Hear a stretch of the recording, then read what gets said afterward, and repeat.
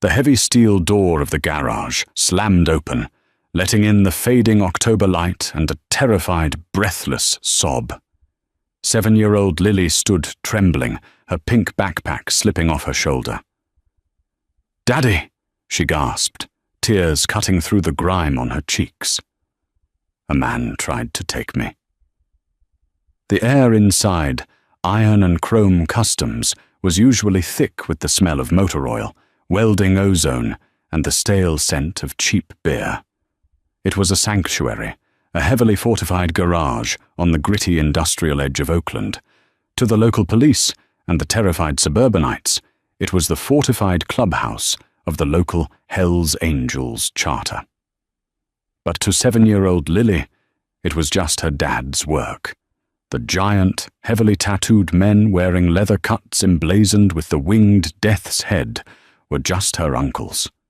Jackson Gallagher, the vice president of the charter, was elbow-deep in the engine block of a '98 Harley diner when he heard the door slam. When Lily's words echoed against the corrugated steel walls, the garage went graveyard silent. The heavy rhythmic thud of the air compressor seemed to stop. The classic rock blaring from the corner radio was abruptly, violently killed by Dutch Vandermeer, a 6'4" enforcer who had been wiping down a chrome exhaust pipe just seconds prior. Jackson dropped his wrench. It hit the concrete with a sharp, echoing clang. He wiped his grease-stained hands on a rag, his heart seizing in his chest. The transition from hardened outlaw to terrified father was instantaneous. He crossed the floor in 3 long strides, falling to his knees so he was eye-level with his daughter. "Lilybug," Jackson kept his voice dangerously calm, though his massive hands shook as he gripped her small shoulders. "Look at me. Are you hurt? Did he touch you?" Lily shook her head frantically, her blonde pigtails whipping against her tear-stained cheeks. "No, I ran, Daddy. I ran just like you told me to if a stranger ever talked to me. I cut through the alley behind Mrs. Gable's bakery." The collective exhale in the garage was audible. Behind Jackson, 4 fully patched Hells Angels closed ranks. Their usual relaxed, brotherly banter evaporated, replaced by a cold, predatory focus. These were men who lived outside the bounds of conventional law, men who handled disrespect with brutal, decisive violence. Someone had just targeted the VP's blood. "Tell me exactly what happened, sweetheart," Jackson said, pulling her against his chest, shielding her from the sudden, suffocating intensity of the men behind him. "I was walking back from the bus stop," she whimpered into his heavy leather vest. "A car pulled up real slow. It was shiny and silver. The man rolled down the window and asked if I wanted a ride. He said—" She paused, her little body trembling harder. "He said he knew you, Daddy. He said Jackson sent him because your motorcycle broke down." The temperature in the room plummeted. Dutch stepped forward, his boots heavy on the concrete.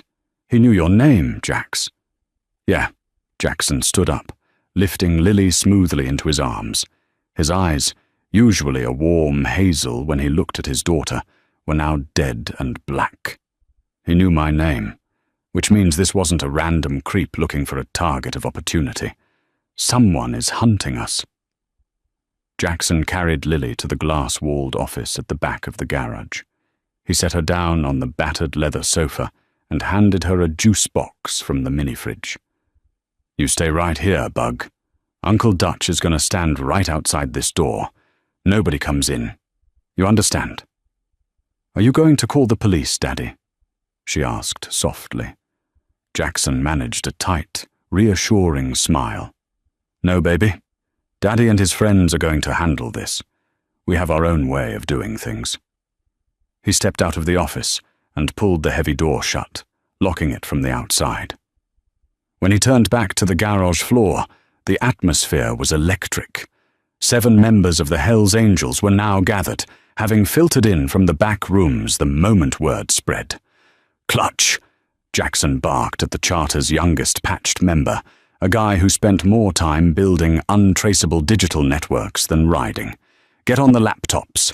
I want every traffic camera feed, ATM camera, and doorbell cam within a 4-block radius of that bus stop, ripped and downloaded. Now. On it, VP, Clutch said, already sprinting toward the back tech room. Iron Mike, Jackson turned to the sergeant-at-arms, a man whose rap sheet was longer than the highway he rode on. Take 3 prospects. Lock down the perimeter of this block. Nobody gets within 100 yards of this garage without you knowing their shoe size and blood type. If a silver car even slows down on our street, you drag the driver out through the windshield. Mike nodded once, a grim, silent acknowledgement, and gestured for the prospects to follow him out the side door. Jackson walked over to his toolbox. He opened the bottom drawer, bypassing the wrenches and sockets, and pulled out a heavy, matte black Glock 19. He checked the magazine, the metallic snick echoing loudly in the quiet space, before sliding it into the waistband of his jeans at the small of his back. "We don't call the cops," Jackson told the remaining men, his voice low and vibrating with violent intent. "The cops will ask questions. They'll put Lily in a room with a social worker. They'll look at my jacket. They'll look at this club. And they'll try to say she isn't safe with me. We find this ghost. We find him, and we remind this city exactly why you don't touch a Hell's Angels family." By 8 p.m., the garage had been transformed into a war room. The fluorescent lights buzzed overhead, illuminating the blueprints of the city grid laid out on a grease-stained workbench. Clutch burst out of the back room, his eyes bloodshot from staring at monitors. "I got him, Jax, or at least I got the car." Jackson, Dutch, and a few others crowded around the heavy Panasonic Toughbook Clutch, slammed onto the bench. On the screen was grainy, pixelated footage, pulled from a liquor store security camera, facing the street where Lily walked home. "Watch the top right corner," Clutch pointed, with a grease-stained finger.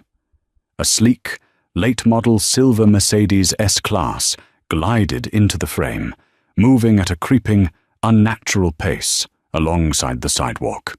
A small figure with a pink backpack, Lily, stepped into view. The car matched her pace perfectly. The brake lights flared.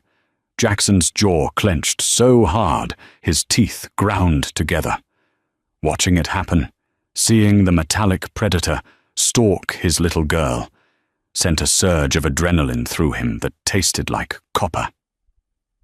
He was careful, Clutch noted, his fingers flying across the keyboard to pause the video. Kept the visor down, stayed in the shadows of the interior. But he made a mistake. "The plates?" Dutch asked, leaning in close. "He swapped them," Clutch said. "The plates on the back belonged to a stolen Honda Civic reported 3 days ago in San Jose, but he didn't realize the liquor store owner recently installed a secondary camera pointing down the alley for delivery trucks." Clutch switched windows, pulling up a different, slightly clearer angle. The Mercedes was turning down the alley to speed away after Lily bolted. As it hit a pothole, the rear bumper scraped the asphalt, and for a split second, a customized dealership decal on the lower trunk caught the street lamp's glare. "Bancroft European Imports," Dutch read aloud. "That's high-end, in the hills." "Exactly," Clutch grinned, a wolfish, dangerous expression. "I hacked into Bancroft's service database. There are only 14 silver Mercedes S-Class models sold and serviced there in the last 3 years. Cross-referenced the rims in the video with their service records. Only one guy bought those specific aftermarket alloys." "Who?" Jackson demanded, his voice a dangerous whisper. Clutch hit a final key, and a DMV profile photo filled the screen. The man in the photo was in his late 40s, with impeccably groomed salt-and-pepper hair, wearing a sharp navy suit. He had a warm, trusting smile, the kind of smile that made people vote for him. "Jason Paul," Clutch said, reading the file. "Lives in a gated community in the Palisades. No criminal record. Clean as a whistle. Jackson stared at the screen, a cold realization washing over him. The anger in the room suddenly shifted, morphing into profound confusion. "Paul," Dutch muttered, scratching his beard. "Why the hell do I know that name?" "Because," Jackson said, his voice going dangerously soft as the puzzle pieces slammed together. "He's the head of the Oakland City Planning Commission." The silence in the garage returned, heavier this time. For the past 8 months, the Hells Angels had been fighting a brutal legal and bureaucratic war to keep their clubhouse. The City Planning Commission, spearheaded by a newly appointed, fiercely anti-gang chairman, had been using zoning laws, noise ordinances, and bogus structural inspection failures to try and seize the property and evict the club. "He's the one trying to tear down our walls," Dutch said, his fists clenching tight enough that the leather of his gloves creaked. "You think he tried to grab Lily to send a message, to force you to back down?" Jackson didn't answer immediately. He stared at Paul's smiling face on the screen. It didn't make sense. A corrupt politician might send thugs. They might send police to harass them. But a high-powered city official personally driving a luxury car to abduct a biker's 7-year-old daughter in broad daylight. "No," Jackson finally said. If he wanted to intimidate the club, he would have had some hired muscle snatcher use a burner phone and make demands. Doing it himself? Swapping license plates? That's not a political pressure tactic. Jackson looked up at his brothers, a sickening dread pooling in his stomach. "That's a predator," Jackson whispered. "A predator who used his position to look into my background, found out I had a daughter, and thought my lifestyle made her an easy, unprotected target. He thought because we're outlaws, we wouldn't go to the cops." "He was right about one thing," Iron Mike said, stepping back into the garage from his perimeter patrol. He racked the slide of his shotgun, the metallic clack-clack echoing off the walls. "We aren't going to the cops." Jackson turned to the office. Through the glass, he could see Lily curled up on the sofa, fast asleep, her thumb resting near her mouth. The innocence radiating from her was a stark contrast to the heavily armed, violent men preparing for war outside her door. "Clutch, get me the gate codes to his neighborhood," Jackson ordered, pulling his leather cut over his shoulders. The winged skull on the back seemed to sneer in the dim light. "Dutch, Mike, start the bikes. Keep the pipes baffled until we hit the highway. We're going to pay Mr. Paul a visit." 10 minutes later, the heavy steel door of the garage rolled up. The night air was thick and cold. 6 blacked-out Harley-Davidsons rolled out onto the asphalt, their engines a low, guttural growl. They didn't ride in formation. They scattered into the city like shadows, weaving through the back streets to avoid police patrols, all converging on the wealthy, untouchable hills of the Palisades. The hunt was on, and the prey had no idea that the wolves were already at his door. The Palisades sat high above the smog-choked basin of Oakland, a fortress of manicured lawns, towering wrought-iron gates, and silent, winding streets. It was a neighborhood where wealth bought insulation from the harsh realities of the city below. The air up here smelled of jasmine and expensive irrigation systems, a stark contrast to the diesel and hot asphalt of the Hells Angels territory. 6 blacked-out Harley-Davidsons rolled to a silent halt a quarter-mile from the main entrance of the gated community. Jackson killed his engine, and the rest followed suit, plunging the road into an eerie, unnatural quiet. "Clutch," Jackson whispered, adjusting the heavy leather of his cut. "You're up." Clutch slipped off his bike, pulling a sleek black tablet from his saddlebag. He didn't bother approaching the physical keypad at the guard shack. Instead, he knelt in the shadows of a massive oak tree, his fingers flying across the glass screen. "Give me 90 seconds. Their private security network is running on a localized server. High-end, but lazy. They haven't updated the firmware in 6 months. Dutch stood beside Jackson, his massive arms crossed over his chest. "We going in loud, VP?" "No," Jackson said, his eyes fixed on the distant glow of the streetlights. "We go in quiet. Paul thinks he's untouchable. I want to see the exact moment he realizes how wrong he is." "Done," Clutch announced, looking up. A soft click echoed through the night air as the heavy iron gates slowly swung open, entirely bypassing the sleeping security guard in the booth. "Cameras are on a loop. We have a 12-minute window before the system forces a hard reset and the guard's monitors refresh." They didn't start the engines. Pushing 800-pound motorcycles up a gentle incline was agonizing work, but the men of the charter moved with a synchronized, grim determination. They stashed the bikes in the deep shadows of a bordering hedge and moved on foot toward 4420 Crestview Drive. Jason Paul's house was a modern architectural monstrosity of glass, steel, and stark white concrete. The silver Mercedes S-Class from the surveillance footage sat proudly in the circular driveway, the dealership plates clearly visible under the security floodlights. Iron Mike circled to the back of the property, a shadow slipping through the manicured rose bushes. 2 minutes later, the side door of the massive 3-car garage clicked open. Jackson stepped inside, the rubber soles of his heavy boots making no sound on the pristine epoxy floor. The transition from the gritty reality of the street to the sterile, silent opulence of the politician's home felt jarring. They moved through the lower level, a pack of heavily armed, tattooed predators invading an ivory tower. They found him in the study on the 2nd floor. The door was slightly ajar. Soft, classical music. Bach drifted into the hallway. Jackson pushed the mahogany door open with the barrel of his Glock. Jason Paul was sitting behind a massive oak desk, wearing a silk robe, swirling amber liquid in a crystal tumbler. He was staring intently at a laptop screen. When the heavy door clicked shut behind the 6 bikers, Paul looked up.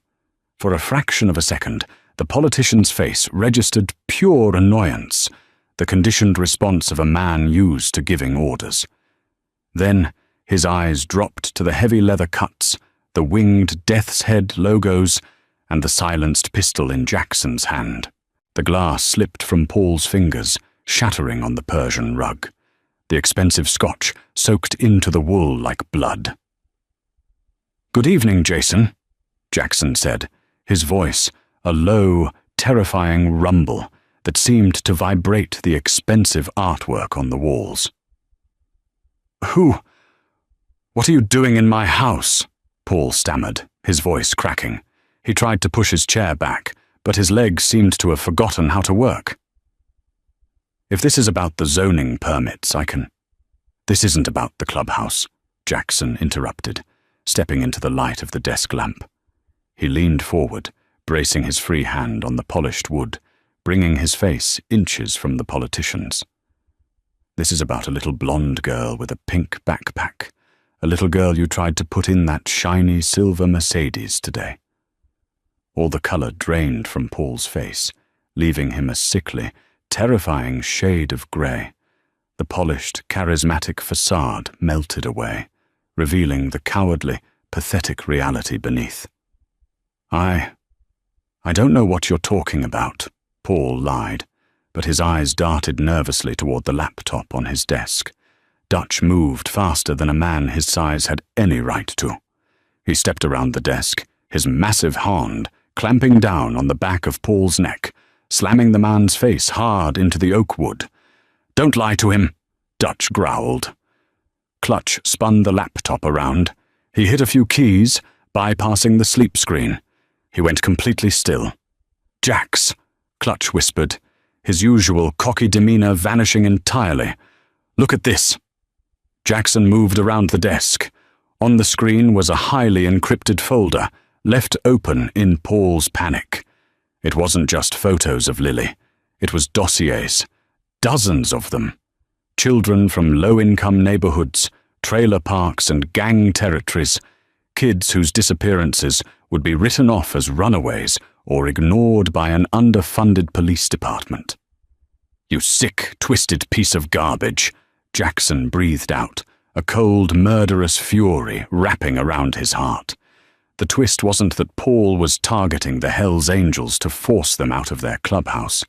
It was far worse. Paul was using his power on the City Planning Commission to identify vulnerable families in marginalized districts. He was a monster hiding behind a badge of civic duty. "Please," Paul whimpered, blood trickling from his nose where it had struck the desk. "Please, I have money. I can give you whatever you want. Millions. Untraceable." "You think we want your money?" Iron Mike spat, racking the slide of his shotgun, the sound deafening in the quiet study. Jackson raised his hand, halting Mike. He stared down at the pathetic creature bleeding on the desk. Every instinct, every ounce of rage in Jackson's body screamed at him to pull the trigger. To end the threat right here, right now, and leave Paul rotting on his expensive rug. But Jackson thought of Lily. If he killed a high-profile city official, the federal heat would come down on the charter like a hammer. They would dismantle the club, and Jackson would spend the rest of his life in a federal penitentiary, leaving his daughter completely unprotected. "Death is too easy for you, Jason," Jackson said, his voice chillingly calm. "Death is a quiet exit." Jackson turned to Clutch. "Download everything. The encrypted files, his email history, his bank transfers. Everything." Clutch didn't hesitate. He jammed a high-capacity flash drive into the laptop, his fingers flying across the keys. "Copying now. There's a lot here, Jax. Connections to offshore accounts, payments to a private airstrip down in Monterey." Paul began to thrash weakly against Dutch's iron grip. "You can't do this. If you take that to the police, they'll know you broke in. It's inadmissible. You're criminals." Jackson let out a dry, humorless laugh. "You're right, Jason. We are criminals, which means we don't care about the chain of custody." Jackson stepped back and nodded to Iron Mike. "Strip him." "What?" Paul shrieked, panic finally overwhelming him. Mike and another patched member hauled the politician out of his chair, tearing the silk robe and the pajamas underneath off him in brutal, efficient motions. They dragged him, kicking and screaming, toward the heavy support pillar in the center of the expansive room. With a handful of heavy-duty zip ties pulled from Mike's tactical vest, they bound Paul securely to the pillar, his arms pinned behind him. "We aren't taking this to the local cops," Jackson explained, walking slowly around the bound, shivering man. "The local cops might lose the file. They might be on your payroll. No, we're going straight to the top." Jackson pulled his burner phone from his pocket. He dialed a number he had memorized long ago, a direct line to Special Agent Thomas Sterling, the head of the FBI's Regional Anti-Trafficking Task Force. The feds had been trying to build a case against the local Hells Angels for years, but Jackson knew Sterling was a straight shooter when it came to protecting kids. "Sterling," Jackson said when the line connected, masking his voice with a heavy, gravelly tone. "Listen closely.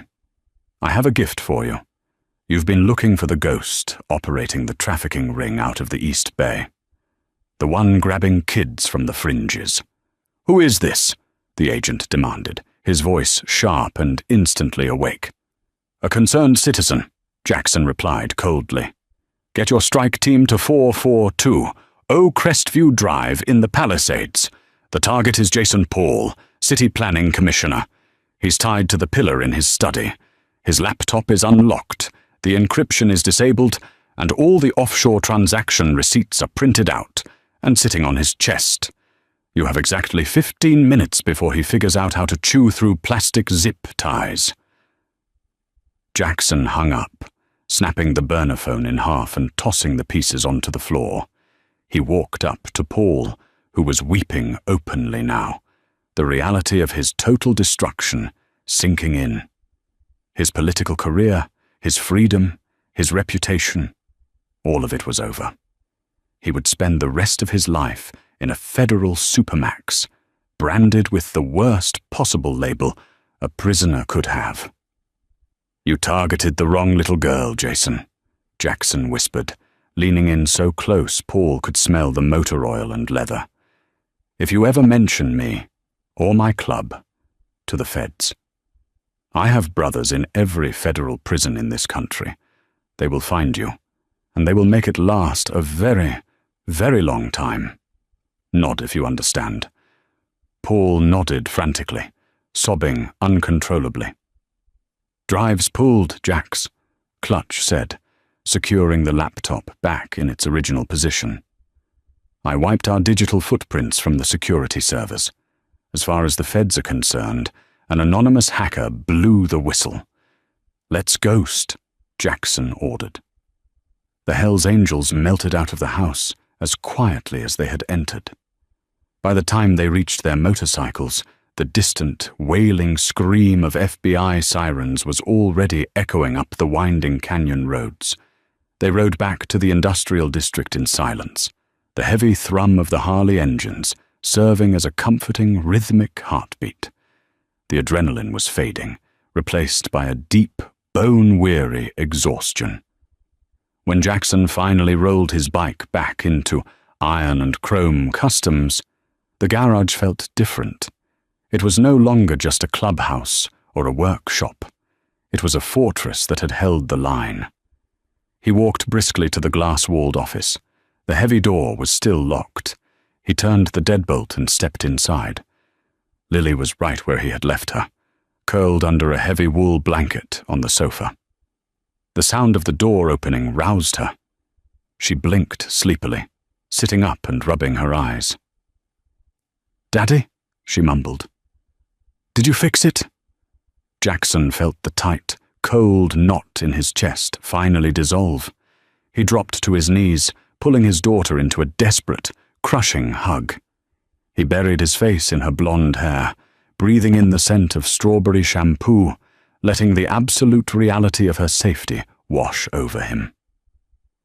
"Yeah, Bug," Jackson whispered, his voice thick with unshed emotion. "Daddy fixed it. The bad man is gone. He's never coming back." Lily smiled, wrapping her small arms around his massive, leather-clawed neck. "I knew you would, Daddy. You always fix things."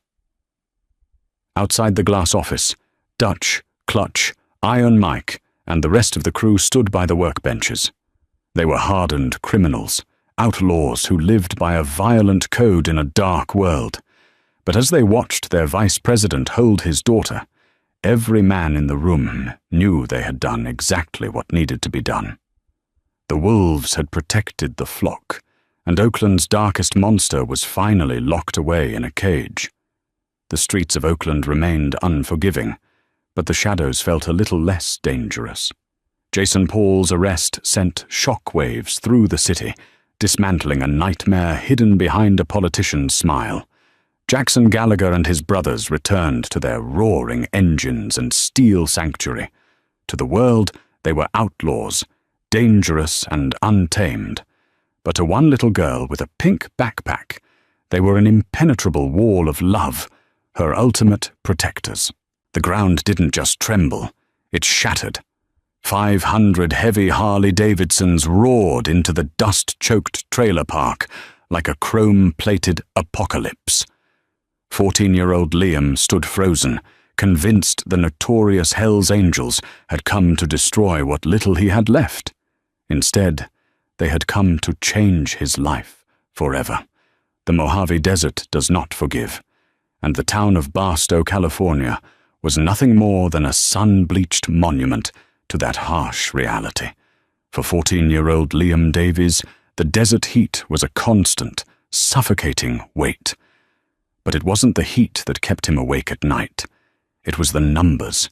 $800 for rent, $400 for his mother's insulin, $32 in his worn denim pocket.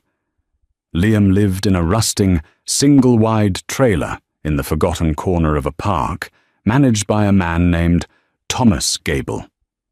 Gable was a man who smelled perpetually of stale cigars and cheap cologne, a landlord who viewed his tenants not as people, but as numbers on a ledger. And Liam's numbers were deeply in the red. Since Liam's father, a long-haul trucker and weekend mechanic, had passed away 3 years prior in a pile-up on Interstate 15, Liam and his mother, Annie, had been in a slow, agonizing freefall. To escape the oppressive silence of their trailer and the sight of his mother trying to hide her tears, Liam spent his afternoons at the rusted-out shell of Pete's Service Station, just off Route 66. It had been abandoned for a decade, but for a boy with a wrench and his father's grease-stained manual, it was a sanctuary. Liam would scavenge forgotten parts, clean them up, and try to sell them for a few dollars to passing motorists. It was a blistering Tuesday afternoon, the asphalt shimmering with mirages, when the thunder rolled in. It wasn't a rainstorm. It was the distinct, guttural roar of a heavy V-twin engine tearing down the highway. But the roar was sick. It sputtered, coughed violently, and let out a deafening backfire before dying completely. Liam watched from the shade of the old gas pumps as a massive motorcycle coasted onto the gravel shoulder. It was a customized 1998 Dyna Superglide, painted a menacing matte black. The rider who stepped off the bike was equally intimidating. He stood well over 6 feet tall, with a beard that reached his chest, arms heavily sleeved in faded tattoos, and a leather vest adorned with the unmistakable red and white death's head patch of the Hells Angels. The man kicked the dirt in frustration, swearing loudly as he pulled a cell phone from his pocket, only to scowl at the screen. Dead Zone. Liam hesitated. He knew the reputation of the club. Everyone in Barstow did.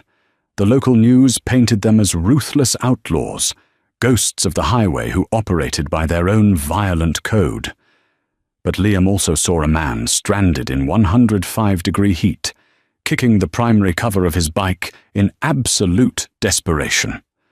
Wiping his greasy hands on his jeans, Liam stepped out of the shade. "Hey, mister," Liam called out, his voice cracking slightly before he steadied it. The biker spun around, his eyes narrowing under the brim of his helmet. "What do you want, kid? I ain't got spare change, and I ain't in the mood to entertain." The name tape on his leather vest read, John. "I don't want your money," Liam said, stepping closer, his eyes locked on the smoking engine. "Your bike. It sounds like she's starving for fuel, but the backfire means she's running rich when she does catch. You've got a flooded carburetor, probably a cracked fuel line letting air in, messing with the vacuum." John blinked, looking from the boy to his bike, then back to the boy. He let out a harsh bark of laughter. "You a mechanic now, Junior?" "My dad was," Liam said, quietly, pulling a flathead screwdriver and a small wrench from his back pocket. "I know Harleys, especially older Evos and twin cams. Let me look. If I break it worse, you can hit me." John stared at the kid's sheer audacity. He sighed, wiping sweat from his forehead. "Knock yourself out, kid. Name's John. Don't touch the paint." For the next hour, Liam worked in the unforgiving sun. His hands, small but nimble, moved with practiced precision. He removed the air cleaner, exposing the carburetor. Just as he suspected, the primary fuel line had dry rotted in the desert heat, cracking right at the clamp. Furthermore, the float needle was stuck, flooding the bowl. Liam sprinted back to his scavenged stash behind the gas station, returning with a length of high-pressure braided hose he had pulled from a wrecked Chevy truck a week prior, and a handful of slightly rusted but functional clamps. John watched in silence, leaning against a rusted yield sign.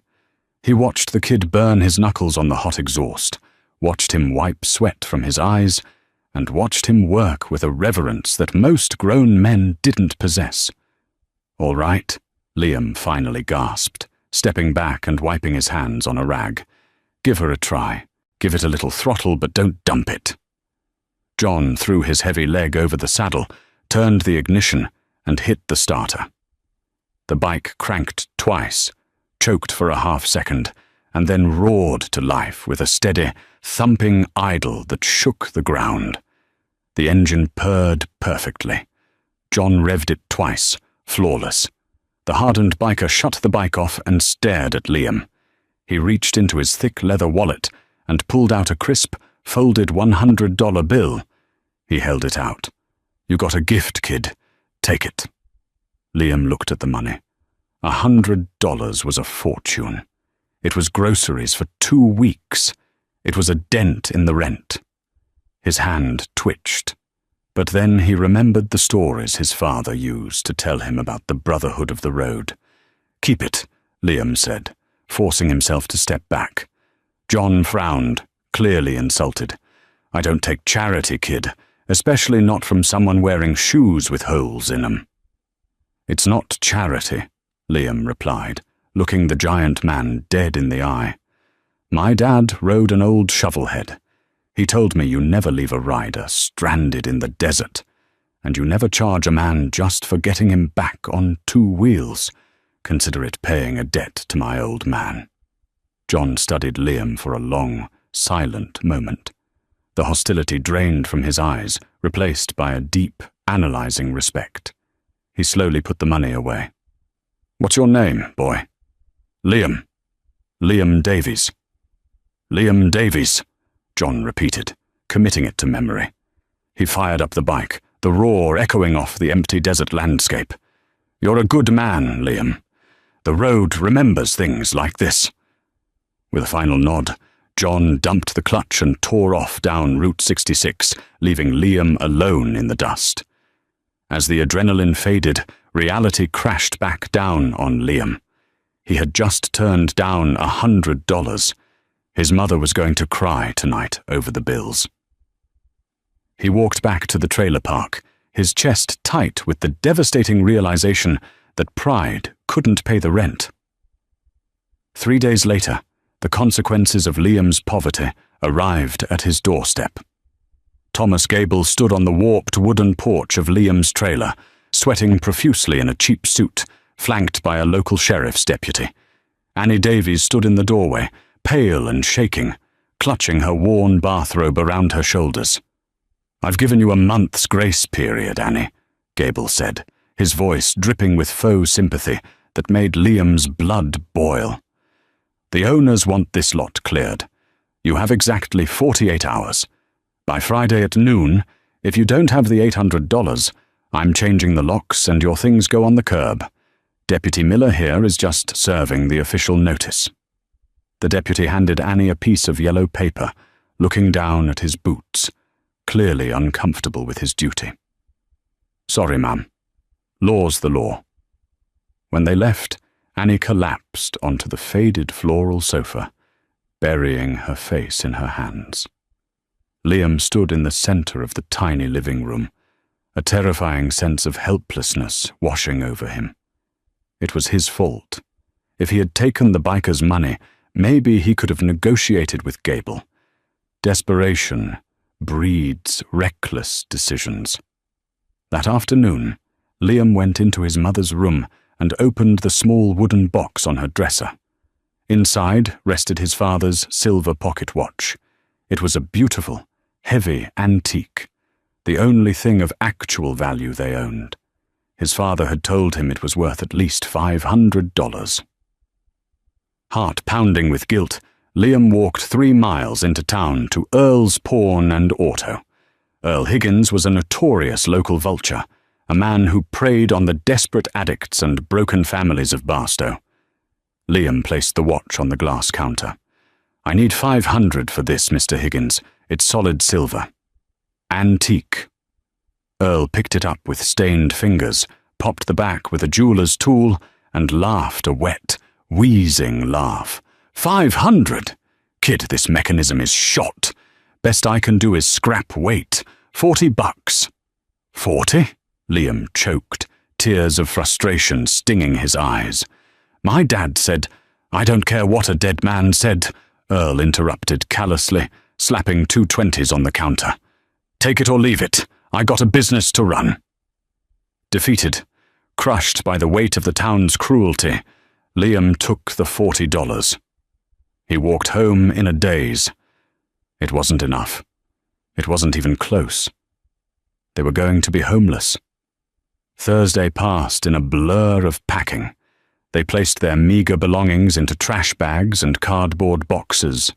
The local news droned in the background, offering a bizarre distraction. The radio broadcasters were frantic. A massive rally of the Hells Angels was moving through San Bernardino County, heading east.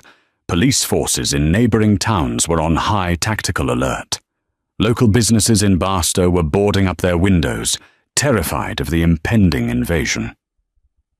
Friday morning arrived with an oppressive, stifling heat. The clock ticked mercilessly toward noon. At exactly 11:45 a.m., a pickup truck crunched onto the gravel of the trailer park. Thomas Gable stepped out, smoking his signature cigar, accompanied by 2 large men wearing work gloves. Deputy Miller pulled up behind them in his cruiser, his lights flashing briefly to signal his official presence. "Time's up, Annie," Gable shouted toward the closed door. "Boys, go start pulling the boxes out." Liam stood on the porch, a heavy tire iron gripped tightly in his trembling hands. He was 14, skinny and terrified, but he stepped in front of the door, blocking the movers. "You don't touch our stuff," Liam yelled, his voice echoing across the silent trailer park. Neighbors peeked out from behind their blinds, too afraid to intervene. Gable sighed, rolling his eyes. "Deputy, remove the kid before I have him pressed for assault." Deputy Miller unclipped his radio, stepping forward. "Son, put the iron down. You're just going to make this harder on your mum." "We just need 1 more week," Liam pleaded, tears finally spilling over his dirt-smudged cheeks. "Please, we have nowhere to go." "Not my problem," Gable sneered, taking a step up the stairs. "Move, you little rat." Then the air shifted. It started as a low vibration, a frequency that Liam felt in the soles of his shoes before he actually heard it. The loose tin skirting of the trailer began to rattle. Gable stopped midway up the stairs, frowning. He looked up at the cloudless desert sky, thinking it was a low-flying jet from the nearby military base. But the sound didn't come from above. It came from Route 66. The low vibration swelled into a deafening, earth-shaking roar. Deputy Miller turned toward the highway, his face draining of all color. He instinctively rested his hand on his holster, taking a hurried step backward. Turning off the main highway, tearing through the dust and gravel like a conquering army, came a literal sea of motorcycles. Black leather, chrome flashing violently in the midday sun, and the terrifying, unified thunder of 500 engines running rich and loud. Gable's cigar fell from his mouth, landing on the dirt. The 2 movers froze, dropping the empty boxes they were holding. The bikers didn't just pass by the trailer park. They turned into it. They poured into the narrow dirt roads of the park, a seemingly endless river of heavy machinery. They filled the empty lots. They parked on the dying grass. They blocked the exits. The sheer volume of the noise was paralyzing. Every biker wore the winged death's head on their back. Deputy Miller was backing away, speaking frantically into his shoulder radio, calling for immediate backup, reporting a massive gang incursion. The sea of bikes parted slightly right in front of Liam's lot. The roar idled down to a heavy, rhythmic heartbeat that filled the air with the smell of exhaust and hot oil. From the front of the pack, a single motorcycle rolled forward, stopping just inches from Thomas Gable's expensive leather shoes.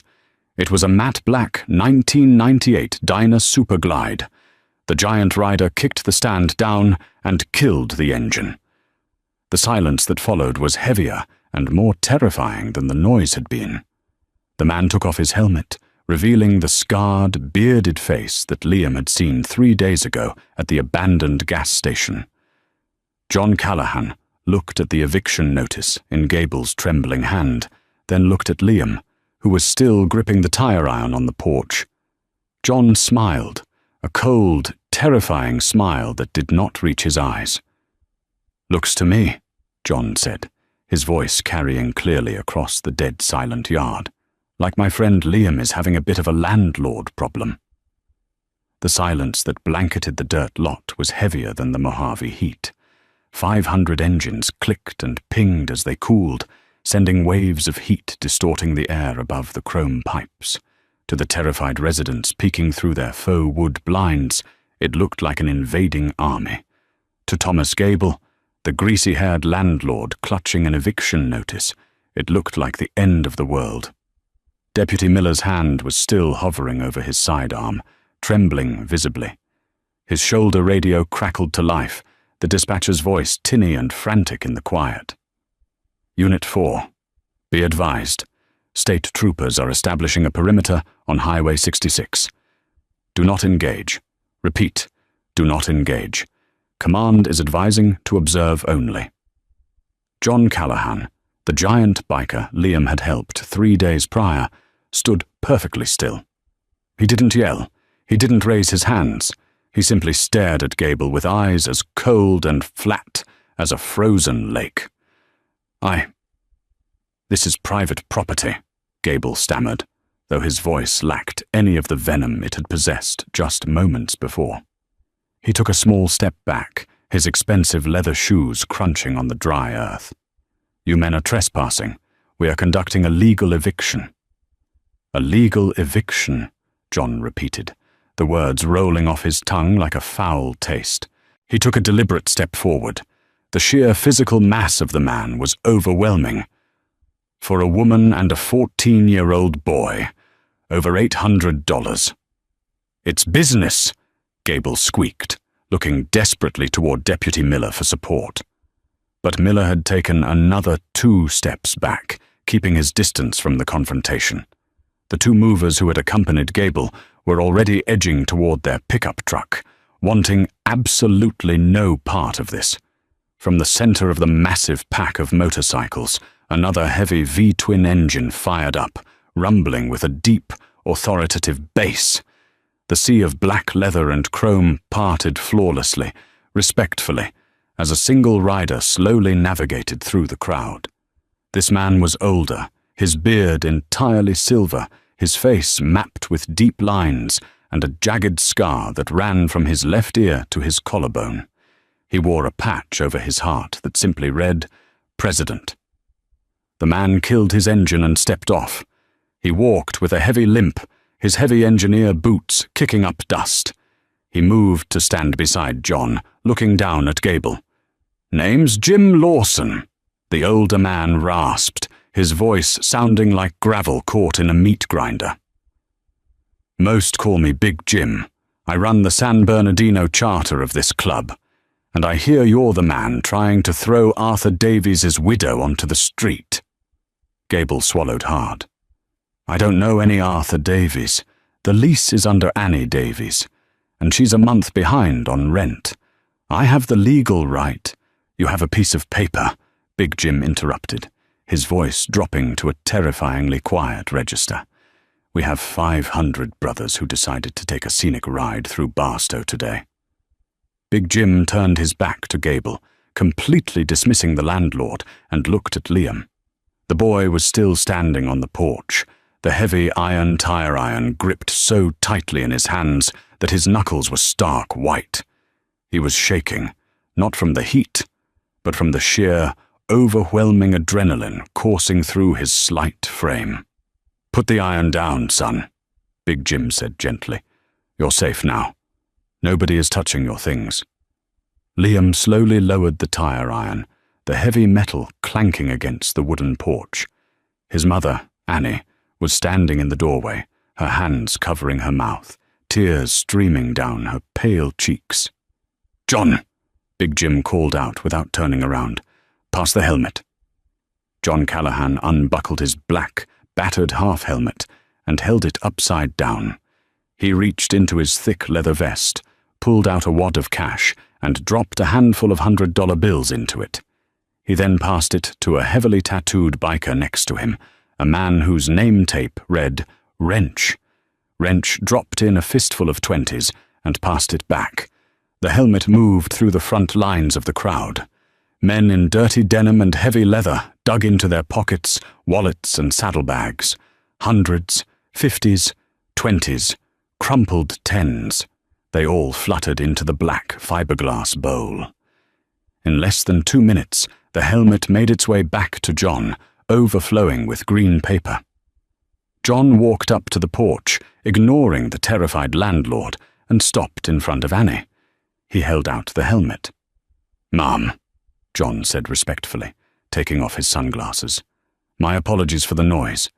We came to settle a debt." Annie looked at the money, completely overwhelmed. I can't take this. I don't know who you people are." "Liam, what did you do?" "He didn't do anything wrong, Mrs. Davies," Big Jim said, limping up to the base of the stairs. "He fixed John's bike the other day. But that's just the half of it." The boy refused payment. Said his daddy taught him better than to leave a rider stranded. Said his daddy's name was Arthur.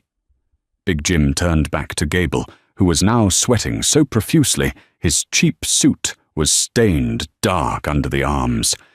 "Landlord," Big Jim barked. Gable flinched. "Come here." Gable hesitated, looking at Deputy Miller, who simply shook his head as if to say, "You're on your own, buddy." Gable slowly walked over. Big Jim reached into the helmet, pulled out a massive, uncounted stack of bills, and shoved it hard against Gable's chest. Gable fumbled to catch it before the money hit the dirt.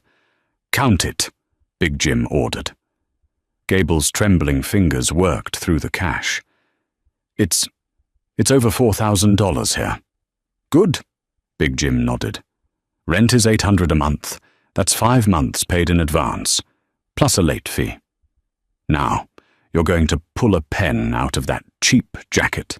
You're going to turn around, and you're going to use the hood of the deputy's cruiser to write a legally binding receipt.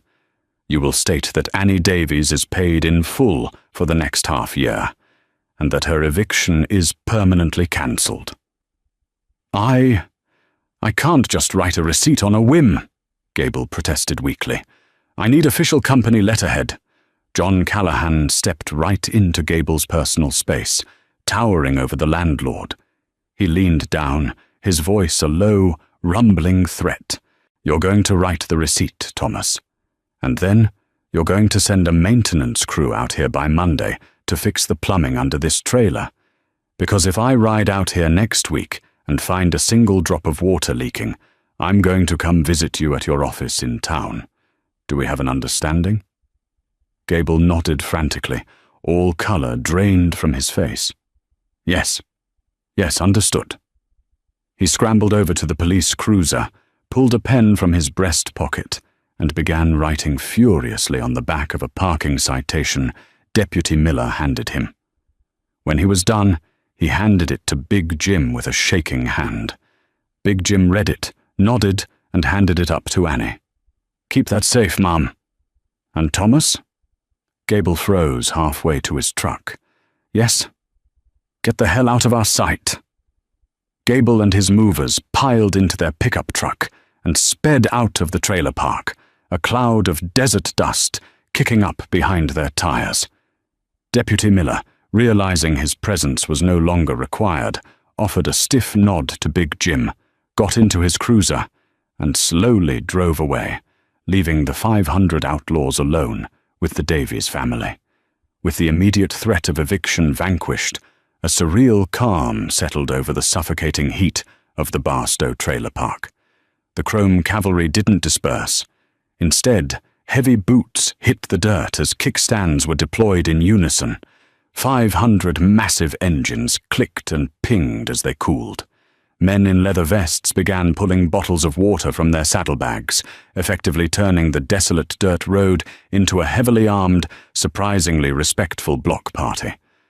Liam remained frozen on his porch, his heart hammering against his ribs. He looked at the towering figure of John Callahan, then down at the black fiberglass helmet overflowing with cash. "I don't understand," Liam whispered, his voice trembling. "I just fixed a cracked fuel line. It took me an hour. This is thousands of dollars. You didn't have to bring an army." Big Jim Lawson, the silver-bearded club president, sat heavily on the warped wooden steps, groaning as his bad leg protested. He patted the empty space beside him. "Take a seat, Liam." Liam glanced at his mother. Annie nodded, wiping a tear from her pale cheek. Liam slowly descended the steps and sat beside the imposing outlaw. When John got back to the San Bernardino clubhouse on Tuesday, Big Jim began, his gravelly voice carrying clearly over the crowd. He told us about a kid who knew his way around an Evo motor, a kid who refused a $100 bill because of a code of honor his daddy taught him. Big Jim unbuttoned his leather vest and pulled down the collar of his t-shirt. Spanning his collarbone and disappearing down his chest were thick, jagged burn scars, stark against his weathered skin. "John said your dad was a long-haul trucker who rode an old shovelhead. Died a few years back. September 14th, 2023. Massive pile-up on Interstate 15. Liam felt the blood drain from his face. "How do you know the date?" "Because I was there, son," Big Jim said softly. The chatter in the street died down entirely. "I was riding point. It was pouring rain, a semi-jackknifed, and cars piled in. I went down hard and got pinned under a burning sedan. My leg was crushed. The fire was spreading." Annie stepped out onto the porch, a hand clamped over her mouth. "People were running," Big Jim recalled, his voice tight. "But not your father. This giant of a man jumped out of his Peterbilt cab, grabbed a heavy steel crowbar, and sprinted straight into the flames.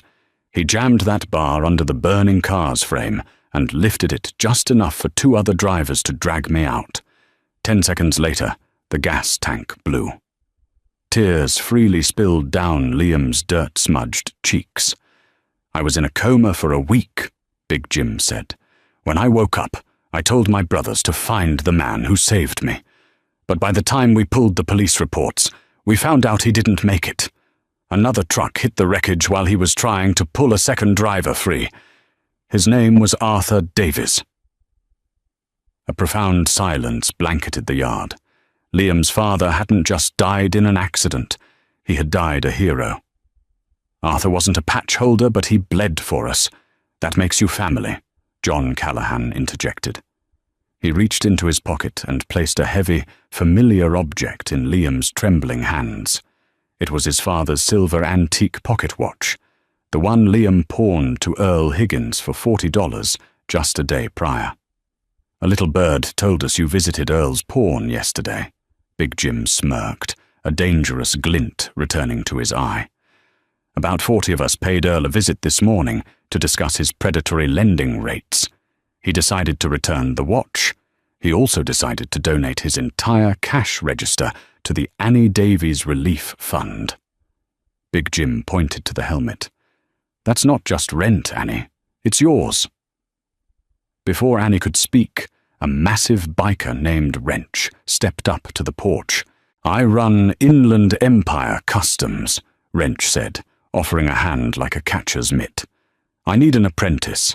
Paid, under the table till you're 18. You keep your grades up. Come down on weekends, and I'll teach you how to build engines from scratch. You got your daddy's hands. Don't waste 'em." Liam stood and shook the giant's hand, gripping it hard. "Thank you, all of you. Thank your old man." John grinned. Big Jim stood up, put 2 fingers in his mouth, and whistled.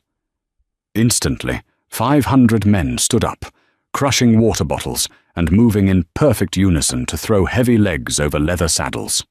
"We ride!" Big Jim roared. The ignition of 500 engines shook the earth. John Callahan fired up his matte black Dyna, threw Liam a 2-finger salute, and dropped the clutch. One by one, The Chrome cavalry tore out of the trailer park, leaving Liam and his mother clutching a silver watch, a helmet full of salvation, and a future they thought they had lost. The dust finally settled over Barstow, but the trailer park was never the same. Liam Davies didn't just save his home that day. He inherited a family forged in chrome and gasoline. The Hells Angels kept their word, proving that outlaws sometimes possess more honor than the law itself. A simple act of kindness on a desert highway didn't just fix a motorcycle. It resurrected a boy's entire future.